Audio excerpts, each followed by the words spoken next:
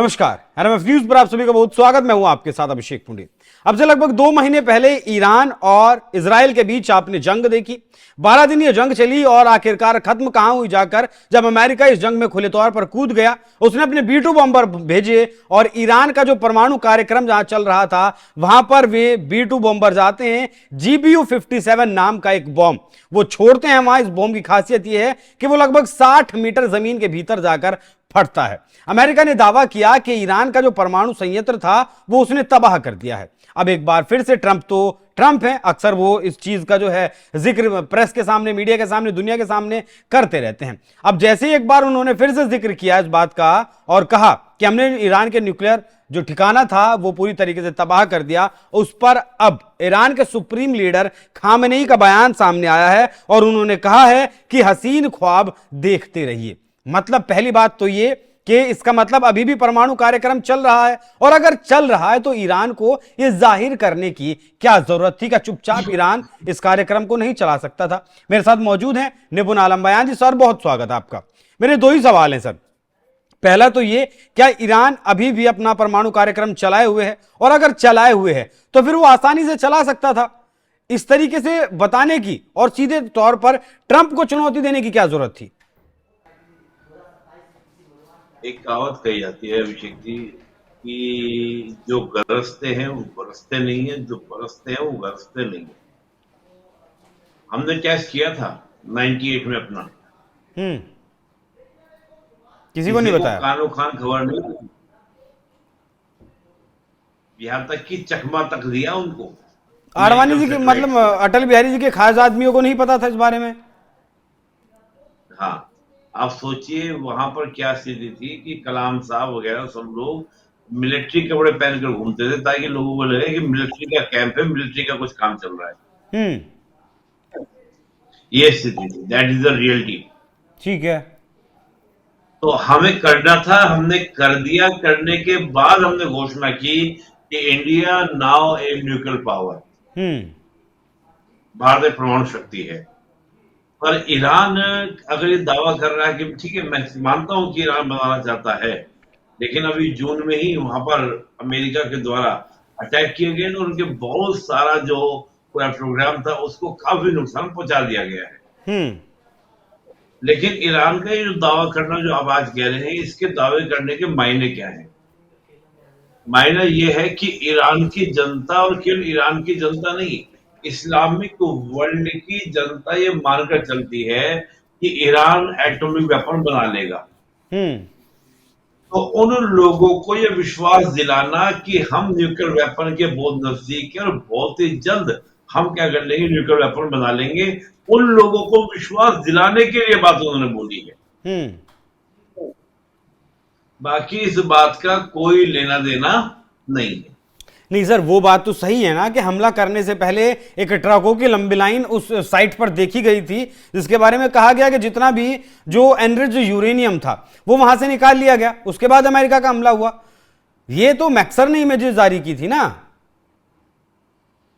नहीं, देखिए वो आपकी जो बातें सही हैं, लेकिन कितना निकाला गया, कितना नहीं निकाला गया, क्या आज? अच्छा एक बात बताइए, मैं एक छोटा सा बात बोलता हूं।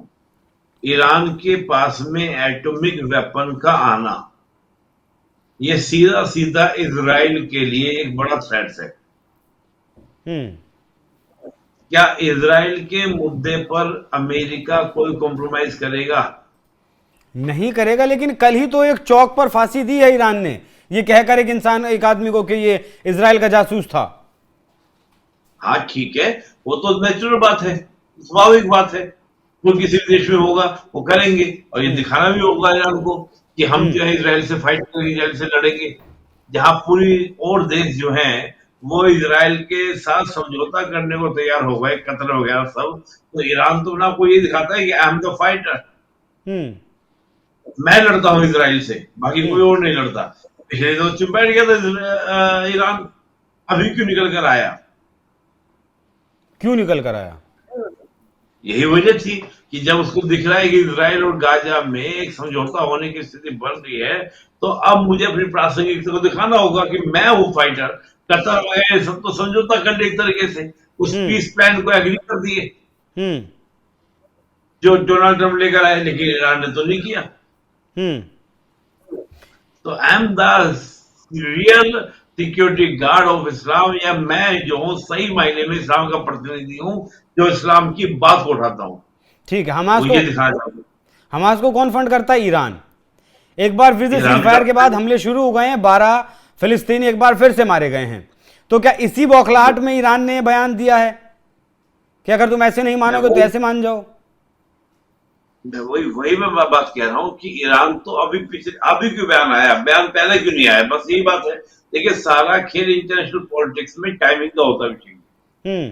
कि किस समय कौन क्या बयान दे रहा है। पहले भी तो बता सकते थे खामने ये बात, अभी क्यों बोल रहे हैं? वक्त लगा होगा ना मेन क्या है, दोबारा से सेटल करने में, बनाने में। नहीं नहीं नहीं, ये परमाणु हथियार है अभिषेक जी। परमाणु हथियार को वक्त इतना थोड़ी लगता है कि 2-4 महीने लगेंगे, ये तो सालों के काम होते हैं। नहीं, एक साइड तो उड़ा दिया ना उनका। मैं वही कह रहा हूँ ना, तो एक साइड को किसी भी देश को बनाने में कितना लंबा समय लगता है? 5-6, 10-10 साल लग जाते हैं। हम्म।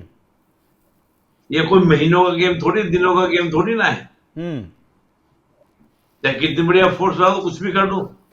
किसी आसपास और के बात साथी से ध्यान मदद तो नहीं मिल गई? किसकी? आसपास के साथी से किसी से मदद तो नहीं मिल गई?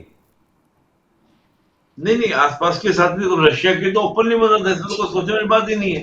हम्म। ईरान को जो पूरा बैक है वो रशिया का है, हम्म। ईरान के अकेले की तो क्षमता नहीं है। देखिए, ठीक है, चलिए। ये जो आप पूरा मिडिल ईस्ट देखते हैं Abhishek ji, middle east is a game of the great power.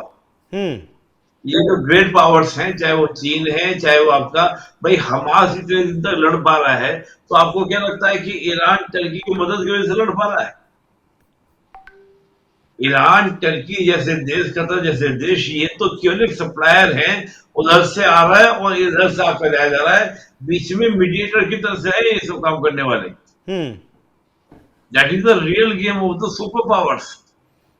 Super powers का रियल गेम।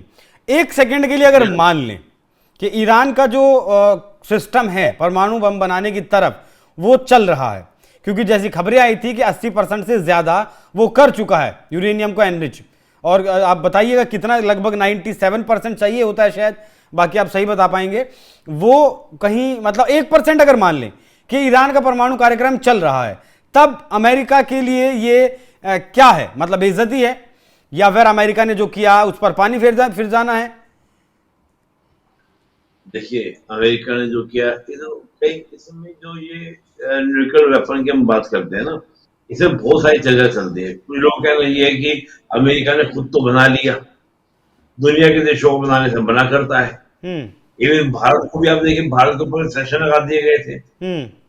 और आज भी प्रेशर बात करता है कि आप एनपीटी सीडीपी पर साइन करें। हम्म। हमने नहीं किए, क्योंकि हम इन सबको भेदभावपूर्ण मानते हैं। और एक समय था जब भारत के लिए भी, भारत किसी तरह का वेपन यूज ना करे, भारत पर तमाम तरह के प्रतिबंध लगाए गए थे, नेशनल लगाए गए।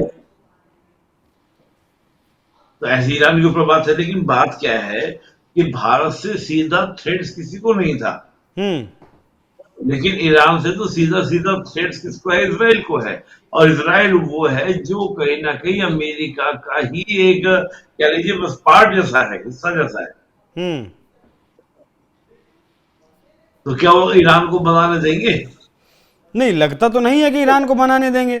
लेकिन जिस तरीके से खामनेई का बयान आया है, जब ट्रंप ने कहा कि जून में हमने उनका जो सपना था वो तोड़ दिया है परमाणु बनाने का, जिस पर खामनेई का जवाब आया कि अमेरिकी राष्ट्रपति शेख ही बघारते हैं तो उन्हें बघारने दीजिए। परमाणु कार्यक्रम अगर ईरान का नष्ट कर दिया, बाकी ट्रंप ऐसा समझते हैं तो बहुत बढ़िया है, वो हसीन सपने देखते हैं तो देखते रहें।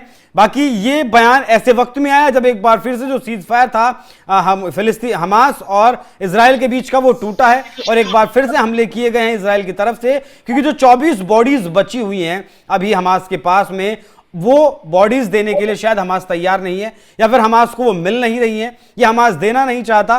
और हालांकि सीज फायर के पहले ये बात कही गई थी, अगर सभी 48 बंधकों को रिहा नहीं किया जाता है फिर परिणाम भुगतने के लिए हमास को तैयार रहना होगा। और वो परिणाम एक बार फिर से शुरू हो गए हैं, जिससे कि ईरान बौखलाया हुआ, क्योंकि ईरान का ही प्रॉक्सी हमास है और हमास का जिस तरीके से खात्मा हो रहा है तो जाहिर सी बात है उनका बौखलाना तय है। बाकी जिस तरीके से बयान दिया है खामनेई ने, वो जो सर ने बताया कि सिर्फ शेखी बगार रहे हैं या फिर जो बादल गरज रहे हैं वो बरसते नहीं है, सिर्फ गर्जना दिखा रहे हैं कि हमारे साथ भी ऐसा है। और अगर वाकई में ईरान का परमाणु कार्यक्रम अभी भी चल रहा है तो फिर ट्रंप और अमेरिका के लिए इससे बड़ा धब्बा कुछ नहीं हो सकता। सर बहुत धन्यवाद आपको जुड़ने के लिए। बाकी दर्शकों, आप इस विषय पर क्या सोचते हैं, अपनी राय हमें कमेंट बॉक्स में जरूर बताइएगा। नमस्कार।